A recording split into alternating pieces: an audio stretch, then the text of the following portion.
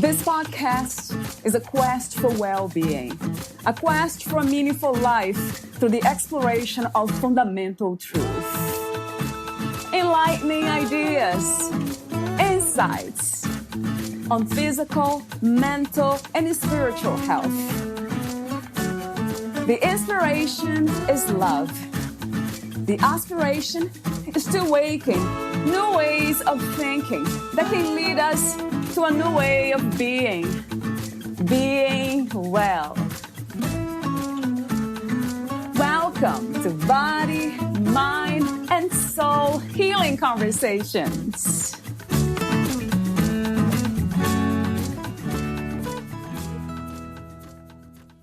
Making intuition intentional in your personal or professional life. Valeria Teles interviews Maryann K.Kelly, the founder of Intuitive Services Insight, medium, mentor, speaker, author, holistic energy practitioner. Following a successful 33-year corporate career working globally, Maryann made a shift to follow her intuition. She went from corporate executive roles immersed in meetings and metrics to being a medium, mentor, speaker, author, and holistic energy practitioner, understanding how the universal principles of metaphysics, energy, and intuition allow communications with those passed over. These same principles of intuition also explained her insights regarding others' holistic health. Maryann is passionate about trying to alleviate client suffering. Sometimes the root cause of suffering is elusive. Being a medium, I have been able to accelerate the identification of the root cause, says Maryann. Intuitive Services Insight is a center of energy excellence, COEE, integrating a non-invasive set of modalities such as past life regression, cord/entity removals, residential property and vehicle clearings, emotional freedom tapping, EFT, and scalar wave, which can help both identify root cause and enable, for example, elusive layers of complex post-traumatic stress syndrome, complex PTSD, and tension myositis, myoneural syndrome, TMS, to be addressed while empowering the client for daily living along the way. Maryann's decades in corporate combined with her intuition expertise offer professionals a unique mentoring experience to remove obstacles and change undesired patterns for personal and career benefit. Maryann continues to work globally as her clients, who are both people and pets, are from USA, Canada, Spain, Portugal, United Kingdom, Ukraine, Sweden, Jordan, China, Hong Kong, Thailand, Australia, and Africa. She earned certifications in both Advanced and Mastery Medical Intuition, Tina Zion programs, Light Grid and Advanced Light Grid, Level 1 and 2 Reiki, and Animal Communication, Joan Ranquet program, in addition to her university degrees in finance and information systems. She also further complemented her depth by completing the Donna Eden online energy medicine curricula and energy healing for animals. To learn more about Maryann K.Kelly and her work, please visit intuitiveservicesinsight.com. In your own words, who is Maryann K.Kelly? Well, Maryann K.Kelly is a soul that is constantly evolving. That's simple. Well, I think as my life goes on, I become more and more of a student of life, and I realize that things are boiling more and more down to a sense of simplicity. which makes life decisions, I think, both more profound and more simple to make as well. But the soul, so I hear that word a lot. Also the spirit, also the true self. I'm wondering if they're all connected. Well, I believe they are. So if someone were to ask me, taking that question that you asked, and I'll boil it down a bit more specifically as I understand it. So I look at spirit as an energy that's in the universe that has different vibrations, and a collection of those energies were formed to make my soul and the souls of others. So I consider my soul to be among the many spirits that are out there. And the spirits, again, are speak a language of energy. And that language of energy I happen to call intuition, as far as trying to convert energy into something that humans can understand and act on. Another word, consciousness. Would that be the same? Spirits and consciousness, they are one and the same. Yes, I think they're very similar. I think for me, the definition of consciousness becomes more about how do we become more aware of what our purpose is, not only for ourselves, but in the grand scheme of the working with others or living with others, and on the most grand scale, and the universe at large. What is your definition of power? Well, I think that power, when it's sought after to control others, is not power in its best form. I think that power in the form in which it can serve to motivate and help people become their best selves and to become more compassionate. I think that power in the positive context is what my more recent, I guess, latter definition was. So I think when I hear the word power, I have two distinct, frames of reference that come to my consciousness. There's the power that's from the ego, and then there's the power that is generated more from compassion and kindness, that tends to be more universal and wanting a greater good. How do you define success these days? What is to be successful to you?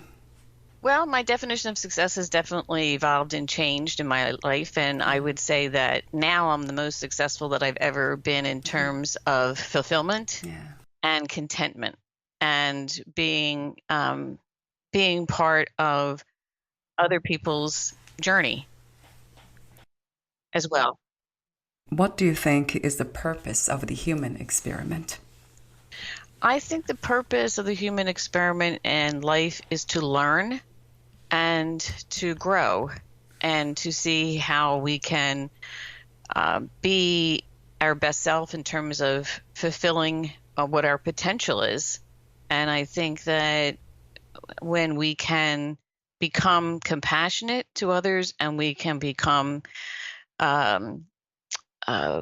more of a person that surrenders to that potential, then we can experience life in its fullest. Yeah, I agree. And I often wonder why it is so challenging to trust and to surrender. Well, fear. I think fear is part of the human experience that is very, very difficult to overcome, because it triggers so many emotions within us. And so I believe that fear is the number one reason that, holds people back from trusting and surrender. And fear takes many, many shapes, whether it's fear of lack of money, whether it's fear of judgment of others, whether it's fear of perceived position, etc. Is there a way to know when we are driven by love and not fear? What are some of the ways to know? Well, I think for me, it's when it has that first pop, meaning when I describe to people how to use intuition just comes. And when it comes, an intuition is based upon the purity of love. It doesn't have a negative agenda. So when that first pop comes, that is aligned with love versus taking an action that's driven by fear, which often involves the human brain going through permutations and combinations of pros and cons and who's going to come out best or who's going to come out on top, or all the ramifications. Then it's not necessarily driven by love. Or we can use another example when we see love manifest in beautiful ways when strangers on the scene of an accident or the scene of a catastrophe just jump in to help.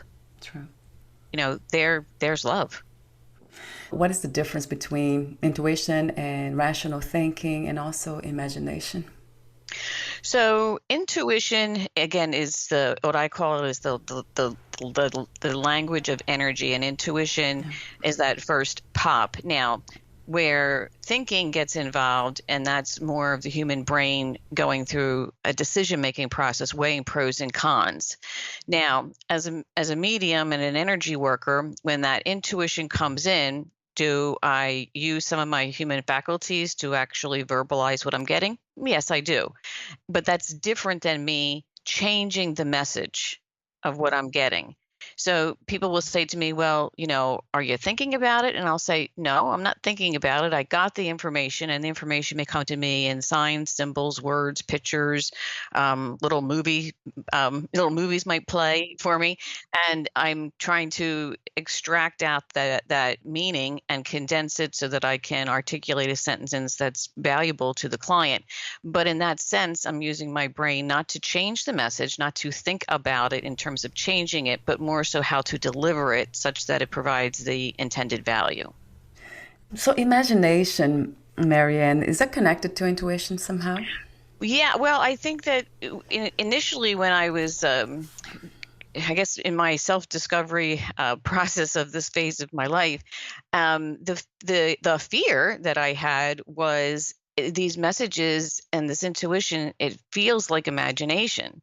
And I really held back for quite a while in talking about what I do now because I didn't want to hurt anyone, and I really wasn't sure how to distinguish. And in the end, though, the intuitive experience really can feel like imagination because it comes in pure, just like when you're a little kid and you might have some remembrances of daydreaming or something, and something comes in from your imagination when you're a child, playing with toys or whatever it is. And it's that lightness. When you use your imagination, it's a very light experience. When intuition comes in, even if what comes in is a very serious message, it still has a lightness about it because it's pure. It's correct. What do you love most about being a woman? Well, I think that I like the fact that that there seems to be much more of an acceptance about the gentleness associated with being a female. But there's a but I have. And the but that I have is at the same time, through much of my life, especially my life in the corporate world, I was considered to have a much more male personality.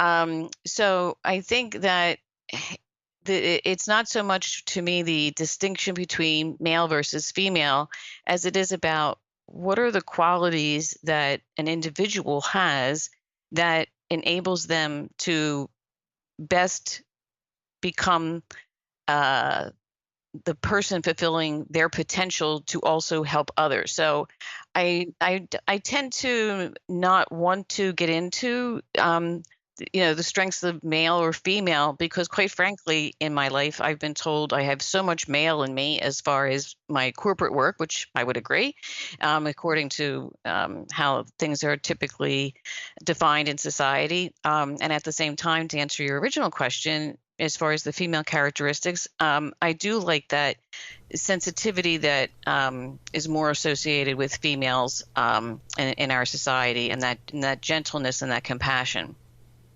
What lessons have you learned from 2020? And do you have a vision for a new, better reality? Well, I think that my lessons learned in 2020 is becoming increasingly more in focus about how important the unseen is, and the unseen in terms of, say, the suffering would be COVID. We can't see a virus, but we've certainly learned how to become more aware of it through through the catastrophic suffering that is happening. At the same time, one of the things that I was stressing earlier in my current career to people is when they would say, I don't really necessarily believe in energy and all this other, stuff. And I would say, well, I think we just want to be careful about making sure that we're understanding how powerful, in a good way, the unseen can be as far as energy, love, oxygen, all those things that I just said that have certain nouns and words that we put to them as humans, all are unseen, but they're certainly very important. So in 2020, what I believe is important is that we as a human race are really understanding what's truly important to each of us as far as relationships with one another, as far as the relationship to the planet, as far as the relationship to our environment, etc. I think that's really critical. As far as going forward, I think that, again, when our society was looking at, who are essential workers? And I think that was an amazing question and type of differentiation that was put on it. And I think that the people that were better acknowledged for their true contribution to us as a society as a whole got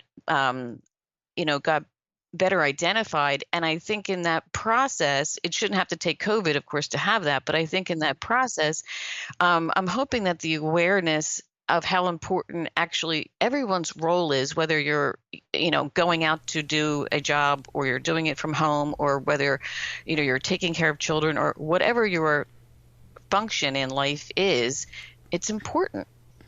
What is the meaning of freedom to you? What is to be free? To be free means that I feel totally fulfilled and totally content, and I have the strength to go after what I need to do in order to attain that. That's freedom, as I don't really have a want for anything. I'm so satisfied and fulfilled in the current state. What is love to you? Love is the most pure type of energy that is the most powerful among everything that there is. And that also leads me to a question that I often ask is unconditional self-love. Do you believe that unconditional self-love is a realistic practice? Well, I think it's something that we should all strive for. And I think it's important to distinguish that unconditional self-love is not selfish. Right. In fact, it's the opposite, because I discussed this with several of my clients. And I think that while it may be, difficult for us to say we've attained it, but I do think that it's part of the journey that should always be sought, because I think that when we can say that we've unconditionally loved ourselves, it actually makes us better in balance. And then when we're better in balance as individuals, then by default, we're also helping others. How did you become a writer? And what was the inspiration of writing The Thunder of Intuition, a piece published in the book Your Shift Matters, Surviving to Thriving, by, I think her name is Dana Zarcone? Yes, sure. Yes. Yeah.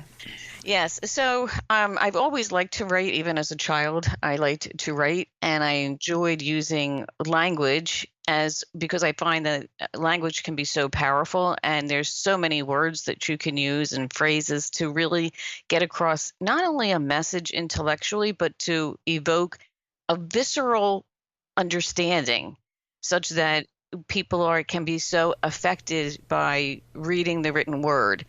And so I appreciated the value of writing, again, as a child. And then as I embarked on this journey and went through a transformation, certainly, I wanted to share that story in hopes that as others might read it, if they have fear about taking a great leap as I did, that they will be able to overcome it, to help themselves and to help others.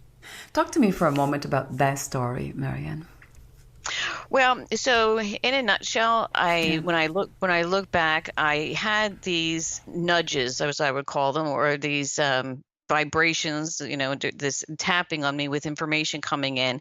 And when I look back, I realized when I was taking care of my grandmother as a child, my grandmother lived with us and then she became ill, and the family took care of her. And during my time in taking care of her, she was telling me stories about, how to, interpret information. And she may not be using these particular words, but this was her point. And I remember being small and not really understanding what she would say. And she would say, you'll remember these stories later, they'll make sense. And so fast forward when all these messages kept coming, in a much more fast and furious way, as believe it or not, as when I started ballroom dancing as the catalyst, and all these messages just were flooding in. And then I did have that flashback. Oh, this is what my grandmother was talking about. And then I realized when I looked back through my corporate career and had some successes and figured things out that were rather obscure, I realized, this was using my intuition as well. I'm sure it was in combination with the fact that I had some university training in the topics and I worked hard. But the differentiator, I really believe, was being able to tap in and use intuition, even though I didn't really recognize it for what it was at the time. So when I was deciding what to do in my next step after my time in corporate, and I took a ballroom dance lesson as one of the things on my bucket list. And then all these messages just started coming in because for the first time since I had been a tiny child, I was really doing one thing at a time, which I had to concentrate on in terms of learning this dance lesson because it was new to me. And then I realized, oh my goodness, all the puzzle pieces just started to come together. The topics that my grandmother was talking to me about as a child, all these different situations in my corporate world started to come together. And truly, I was getting a picture form with all these puzzle pieces. And then information was coming in regarding others that could be helpful. And when I shared it with some others, friends or people close to me, and they were like, yes, that's right. And it was helpful to them. I realized, I guess I really need to be doing something more with this information in this next chapter of my life. And that's what drove me to make the change. And I had also met with somebody that's a respected medium. And when I met with him a few times, and he said, you can do this, right? And he put 3 pictures down in front of me, and I didn't know anything about the people in the pictures. There's nothing special about these particular snapshots at all. And all this information came flooding through, and I almost wondered who's speaking. Right. And then I'm like hearing myself speaking, but this information's coming in from someplace else. It's not coming in by my brain's not generating it. Mm-hmm. And he said, well, you're right. And I know you're right because I happen to know these 3 people.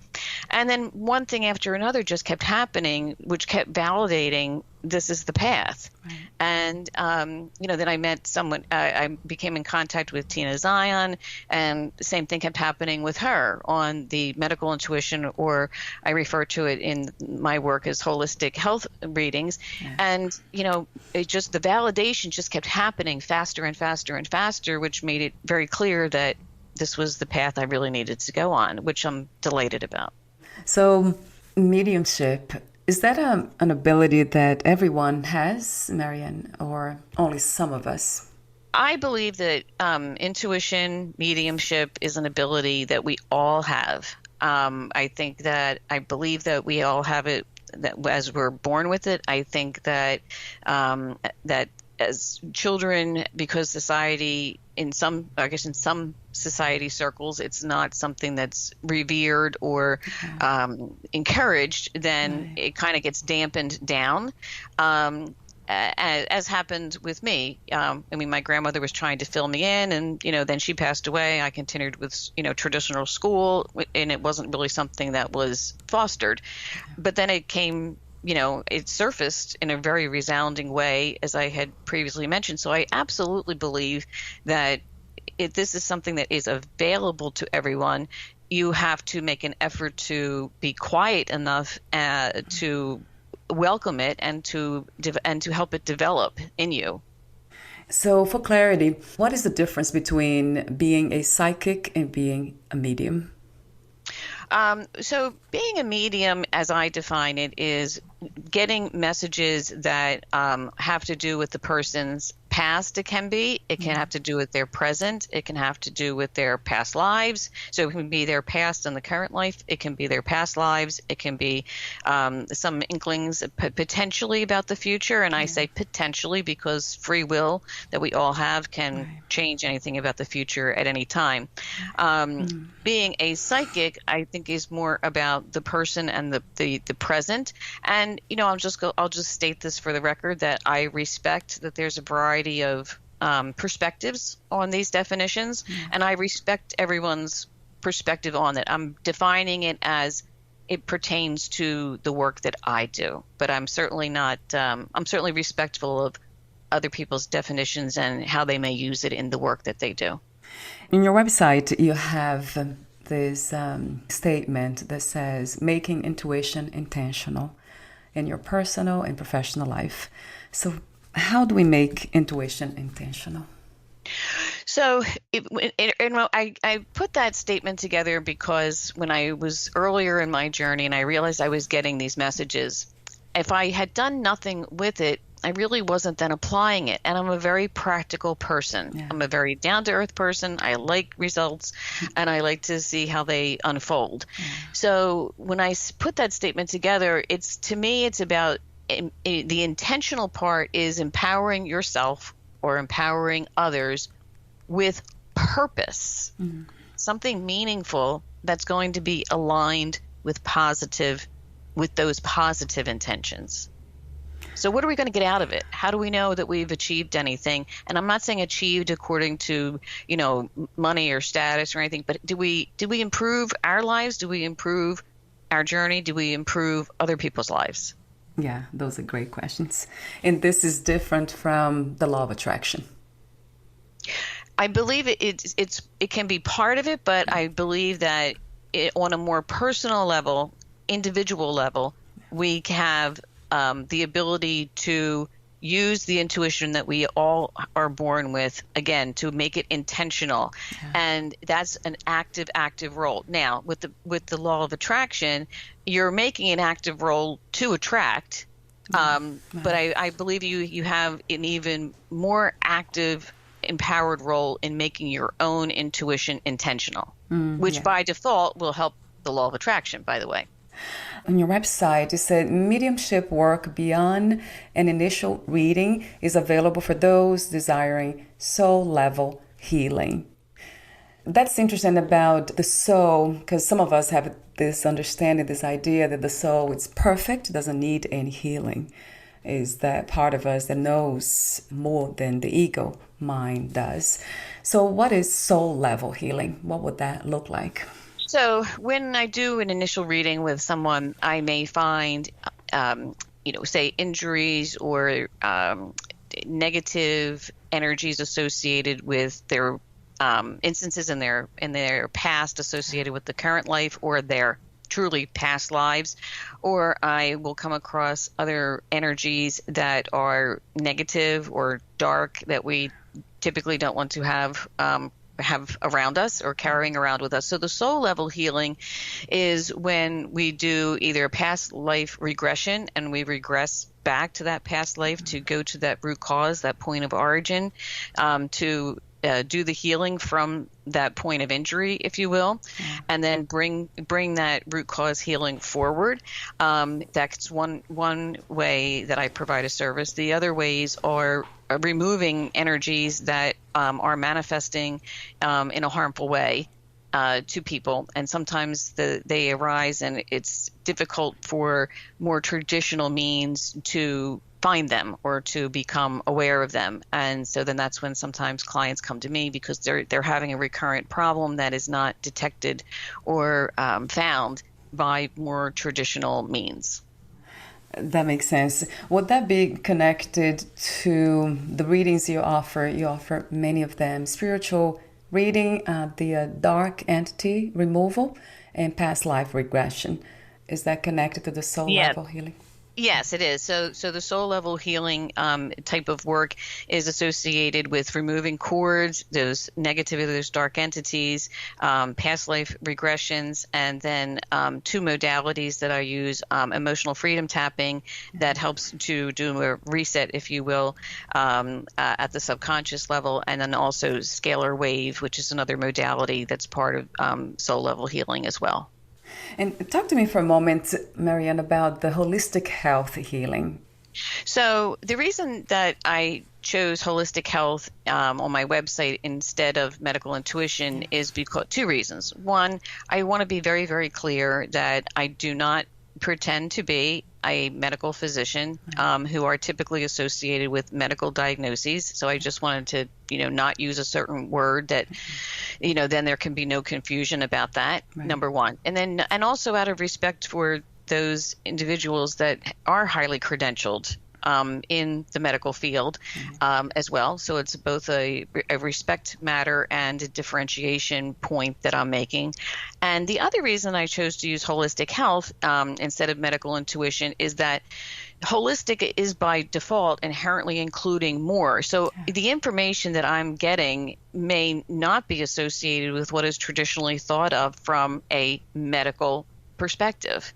And that's other information that I'm going to include. For example, I could do a reading on somebody, and it has happened where I have found a dark entity that has really been causing quite a bit of upset and unwanted, pretty dramatic physical manifestations. Now, that's the manifestation is having, say, a medical impact, but the root cause wouldn't be associated with what is traditionally called medical.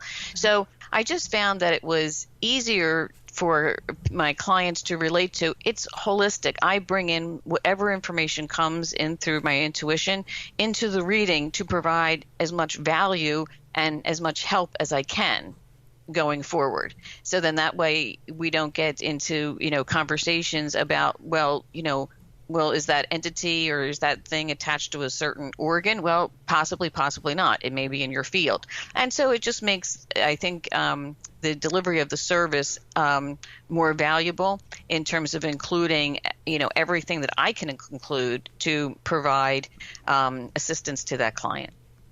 So my question is that possible to use mediumship to cause harm to others? No. I mean, my answer was so fast on that, but it's just really fast. So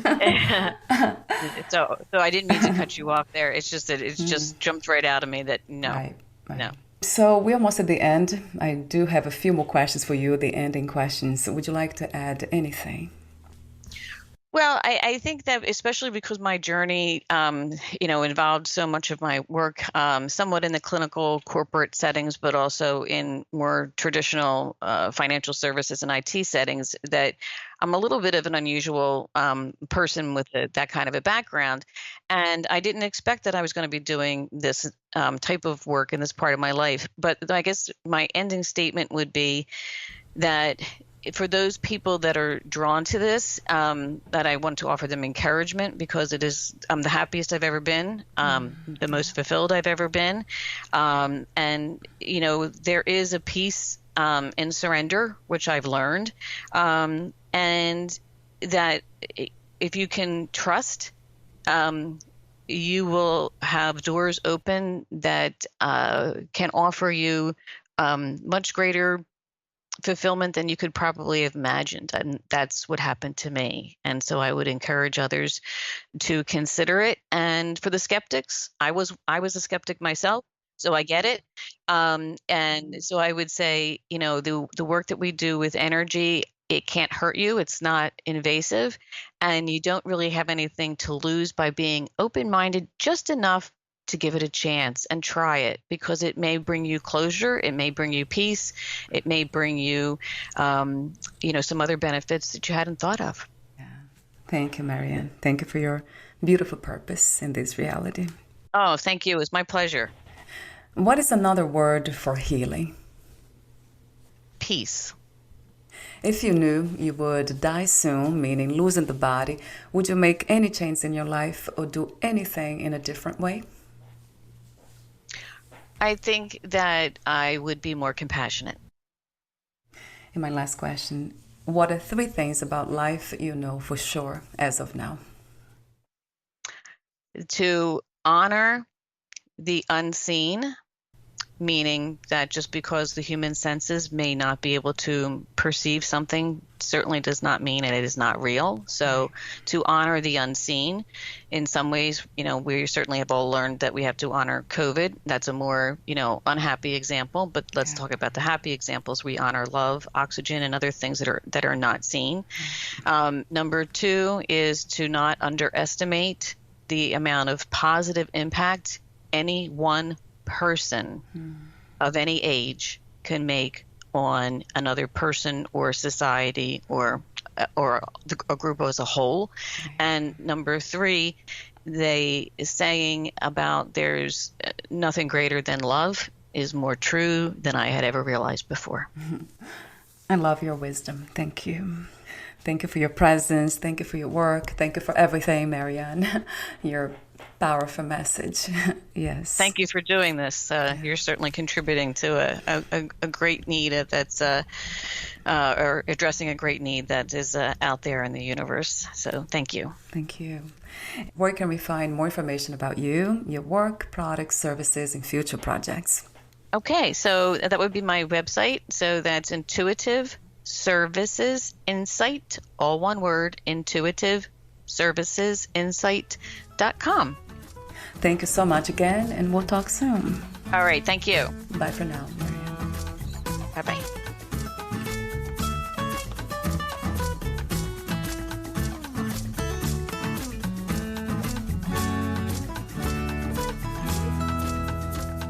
To learn more about this podcast, please visit fitforjoy.org/podcast. Thank you again for listening, and bye for now.